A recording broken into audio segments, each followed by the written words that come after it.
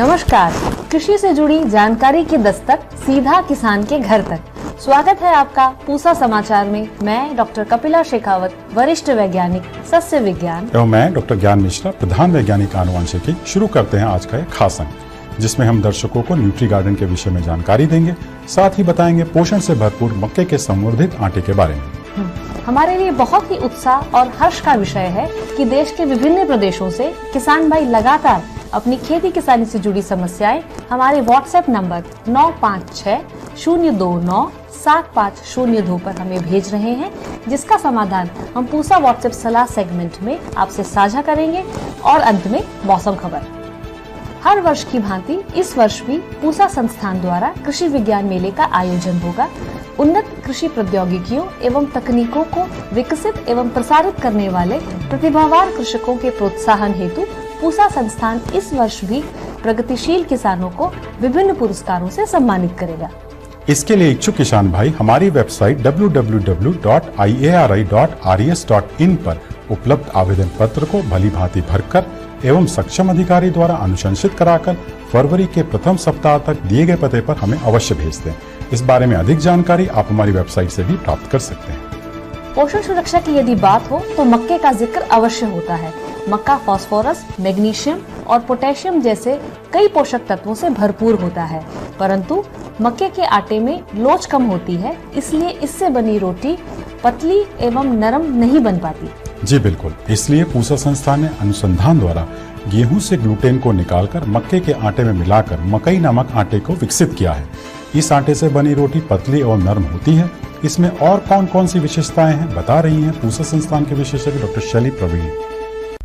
आज मैं आपको ये मक्के के सुनहरे दाने के पोषक तत्वों, इससे बना हुआ आटा व इससे बनी हुई नरम नरम रोटियों के बारे में बताना चाह रही हूँ।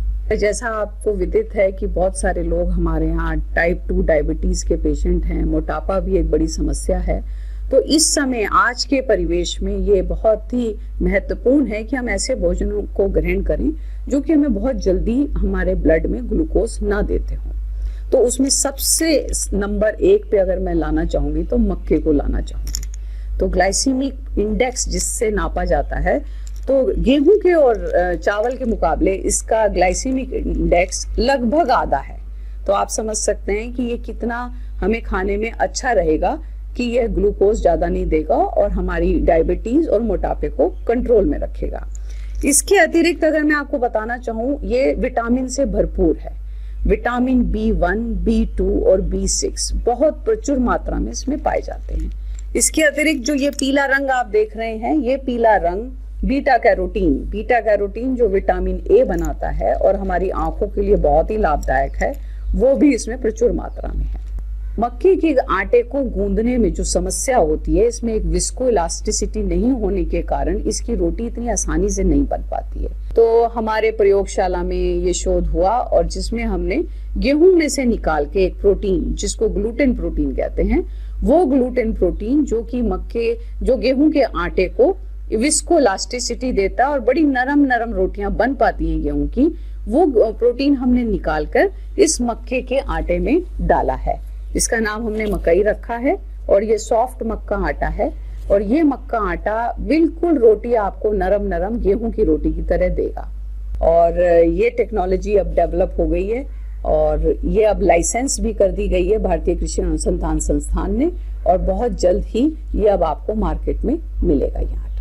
जैसा कि हम जानते हैं, गेहूं के आटे में एक प्रकार का प्रोटीन होता है ग्लूटेन, और ये ग्लूटेन वो प्रोटीन है जो कि गेहूं के आटे को एक विस्को इलास्टिसिटी देता है, जिसकी वजह से हम गेहूं की रोटी बहुत आसानी से बना पाते हैं। लेकिन ये प्रोटीन और आटों में नहीं होता है। जैसे अगर हम बात करें मक्के की रोटी बनाना थोड़ा सा मुश्किल होता है, क्योंकि इसमें वो विस्को इलास्टिसिटी नहीं होती है। इसी दिशा में काम करते हुए हमने वीट से इस ग्लूटेन को निकाला है और इसको हम इसी विस्को इलास्टिक प्रॉपर्टी को हमने मक्के के आटे में फिर से रीजनरेट किया है, जिससे कि हम इसका आटा भी जो है गेहूं के आटे की तरह बना सकते हैं। जैसा कि आप देख रहे हैं, ये मक्के के आटे से हमने जो है इतनी पतली रोटी बेल ली है। इसको हम आसानी से जैसे हम गेहूं की रोटी बनाते हैं वैसे ही हम मक्के की भी रोटी बना पा रहे हैं। और इसका स्वाद अगर हम बात करें तो ये गेहूं की रोटी की तरह ही बिल्कुल सॉफ्ट और उतनी ही स्वादिष्ट है। पोषण सुरक्षा में सब्जियों की एक अहम भूमिका होती है। इसमें विभिन्न विटामिन एवं खनिज तत्व प्रचुर मात्रा में पाए जाते हैं। इसलिए अच्छे स्वास्थ्य हेतु हमें अपने भोजन में कई प्रकार की सब्जियों को अवश्य ही शामिल करना चाहिए। बिल्कुल, और घरों में ही न्यूट्री गार्डन बनाकर हम सब्जियों की अपनी दैनिक आवश्यकताओं को स्वतः ही पूर्ण कर सकते हैं। न्यूट्री गार्डन में कौन कौन सी फसलें किस समय उगाई जा सकती हैं, विस्तार से बता रहे हैं पूसा संस्थान के हमारे विशेषज्ञ डॉक्टर BS तोमर। कुपोषणता एक अभिशाप है। कुपोषणता किसी भी राष्ट्र की प्रतिभा एवं प्रतिष्ठा को प्रभावित करती है। पोषणता से निपटने के लिए भारत सरकार द्वारा वर्ष 2014 में खाद्य सुरक्षा अधिनियम लागू किया गया, जिसके अंतर्गत प्रत्येक परिवार के सदस्यों को उनकी दैनिक जीवन की आवश्यकता का निर्धारण करते हुए आवश्यक मात्रा में गेहूं, चावल आदि की व्यवस्था की गई, जिससे हमारे शरीर की जो आवश्यकता है ऊर्जा की, हमारी प्रोटीन की या हमारी जो है वसा की आवश्यकता है, उसको आपूर्ति करने का प्रयास किया गया है। परंतु शरीर के एक संतुलित विकास में खाद्य सब्जियों एवं फलों का विशेष महत्व है। विशेषज्ञ द्वारा ये सलाह दी जाती है स्वस्थ रहने के लिए प्रति व्यक्ति प्रतिदिन 300 ग्राम सब्जियों का इस्तेमाल करना चाहिए। इसमें 125 ग्राम पत्तेदार सब्जियां, इसके साथ साथ 75 ग्राम आपको फल वाली सब्जियां और 100 ग्राम जड़ एवं कंद की सब्जियों के इस्तेमाल की सिफारिश की जाती है। अगर ये सब्जियां स्वस्थ हैं और बेहतर तरीके से उगाई गई हैं, यानी कि आप अगर इन सब्जियों को या कुछ फलदार वृक्षों को स्वयं उगा करके अपने पोषण में सम्मिलित करते हैं, तो इससे आपके पोषण की गुणवत्ता एवं उसका सुधार होता है। मौसम के अनुरूप हमारे किसान भाई या हमारे शहरी क्षेत्र के उपभोक्ता न्यूट्री गार्डन का विकास कर सकते हैं। ग्रामीण क्षेत्रों में जिन किसानों के पास खेती योग्य ज़मीन है, सिंचाई के साधन हैं, वहाँ पर के वो एक 500 से लेकर के 1000 मीटर का एक क्षेत्रफल को निर्धारित कर सकते हैं और इस प्रकार से अपने परिवार की पूरे साल की आवश्यकता की सब्जियां निरंतर रूप से उससे ली जा सकती हैं। उपभोक्ताओं को जो गृह वाटिका या न्यूट्रिशन गार्डन का निर्माण करते हैं, उनको सलाह देना चाहूँगा कि वे पत्तेदार सब्जियां, जड़दार सब्जियां या वो सब्जियां जिनमें पोषणता की दृष्टि से अत्यधिक पोषण है, जैसे लेट्यूस है, ब्रोकली है, इनको उगाने के लिए अपनी गृह वाटिका में सम्मिलित करें। सब्जी फसलों के साथ साथ हमारे शहरी क्षेत्र के लोग अपने गृह वाटिका में सब्जी के रूप में पपीता, फलीदार केला, फलदार वृक्षों में नींबू, किन्नू, करौंदा, इस प्रकार के फलों का भी समायोजन किया जा सके अपनी गृह वाटिका में, जिससे उसके न्यूट्रिशन का स्तर और अधिक बेहतर बन जाता है। शहरी क्षेत्रों में एक अवस्था ऐसी होती है जिन लोगों के पास जगह नहीं होती है। अगर आपके पास छत है तो आप गमलों के अंदर विभिन्न प्रकार के जो बचे हुए आपके पैकिंग के सामग्री है, प्लास्टिक की या लोहे की, उनको भी आप इस्तेमाल में ला करके अपनी वांछित सब्जियों को उगा करके अपने परिवार के लिए स्वस्थ और पोषण युक्त सब्जियों का उत्पादन ले सकते हैं। अगर किसी के पास छत भी नहीं है तो ऐसे में अगर आपके पास बालकनी है और आपकी रुचि है तो आप पत्तेदार सब्जियां जिसमें मेथी है, पालक है, धनिया है, पुदीना है, को आप हैंगिंग बास्केट के रूप में उगा सकते हैं या वर्टिकल गार्डनिंग के लिए आप अपनी बालकनी में लोहे की आकृतियों के या वुडन के आप एक फ्रेम का विकास कर सकते हैं। उसमें वांछित आकार के गमले या प्लास्टिक की ट्रे रख करके आप सब्जियों का उत्पादन कर सकते हैं। और इस दिशा में सहयोग देने के लिए भारतीय कृषि अनुसंधान संस्थान की जो है बीज उत्पादन इकाई एवं साक्य विज्ञान संभाग न्यूट्रिशन गार्डन के हिसाब से छोटे छोटे 100 रुपये का पैकेट तैयार करते हैं, जो उपभोक्ताओं को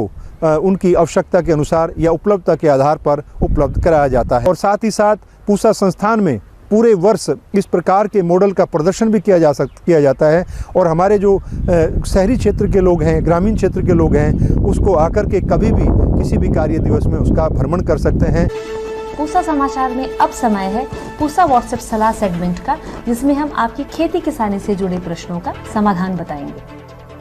शोलापुर महाराष्ट्र से महेश पवार जी ने मक्के के पौधे में पत्तियों के किनारे लाल भूरे रंग के होने की समस्या बताई है। आपकी फसल में फास्फोरस की कमी दिखाई पड़ रही है और इसके समाधान के लिए DAP का 2% घोल बनाकर छिड़काव करें और आवश्यकता पड़ने पर 10 से 12 दिन के बाद इसका पुनः छिड़काव करें। रायपुर छत्तीसगढ़ से देवकी मरकम जी ने बैंगन में पत्तियों के नीचे की तरफ मुड़ने की समस्या बताई है। आपके पौधों में लीफ कर्ल वायरस का प्रकोप हुआ है जो सफेद मक्खी के द्वारा फैलता है। इस कीट के नियंत्रण के लिए इमिडाक्लोप्रिड नामक कीटनाशक की करीब 60 से 65 मिलीलीटर मात्रा 200 लीटर पानी में घोल बनाकर 1 एकड़ में छिड़काव करें। शाजापुर मध्य प्रदेश से राजेश कुमार जी ने चने के पत्तों में छेद होने की समस्या बताई है। आपकी फसल में चने का फली बेधक यानी पॉट बारर का प्रकोप हुआ है। यदि यह शुरुआती अवस्था में है तो इसके जैविक उपचार हेतु नीम के तेल की 1 लीटर मात्रा को 200 लीटर पानी में घोल बनाकर प्रति एकड़ की दर से छिड़काव करें।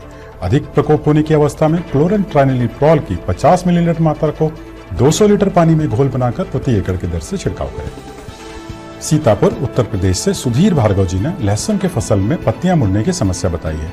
आपकी फसल में माइट्स का प्रकोप हुआ है। इसके समाधान हेतु डाइकोफॉल या स्पाइरोमेसिफेन की 200 मिलीलीटर मात्रा को 200 लीटर पानी में घोल बनाकर प्रति एकड़ की दर से छिड़काव करें। आइए सुनते हैं आने वाले 7 दिनों में कैसा रहेगा देश भर में मौसम का हाल मौसम खबर में। भारत मौसम विज्ञान विभाग द्वारा दिए गए मौसम पूर्वानुमान के अनुसार 1 से 3 फरवरी के दौरान पश्चिमी हिमालयी क्षेत्र में कुछ स्थानों पर गरज और बिजली के साथ बारिश तथा हिमपात की संभावना है। पंजाब, हरियाणा, चंडीगढ़, दिल्ली, उत्तर प्रदेश, राजस्थान, मध्य प्रदेश, जम्मू, कश्मीर, लद्दाख और हिमाचल प्रदेश में अलग अलग स्थानों पर अगले 2 दिनों के दौरान शीतलहर की संभावना है। 3 से 5 फरवरी के दौरान तमिलनाडु, पौंडीचेरी, कराईकल, केरल, माहे और अंडमान निकोबार द्वीप समूह में अलग अलग स्थानों पर गरज के साथ वर्षा की संभावना है। प्रिय किसान भाइयों, बहनों एवं दर्शकों, आशा करते हैं कि पूसा समाचार का ये अंक आपकी खेती किसानी से जुड़ी समस्याओं के समाधान में जरूर सहायक सिद्ध होगा। आप सभी से निवेदन है कि ज्यादा से ज्यादा संख्या में हमारे संस्थान के चैनल को सब्सक्राइब करें और पूसा समाचार के हर अंक का लाभ उठाएं।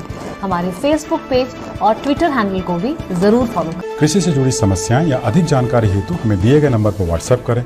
आपके सुझावों और प्रतिक्रियाओं का हमें बेसब्री से इंतजार रहता है। खेती किसानी से जुड़े कुछ अन्य महत्वपूर्ण विषयों के साथ अगले शनिवार हम फिर हाजिर होंगे। तब तक दीजिए इजाजत। नमस्कार।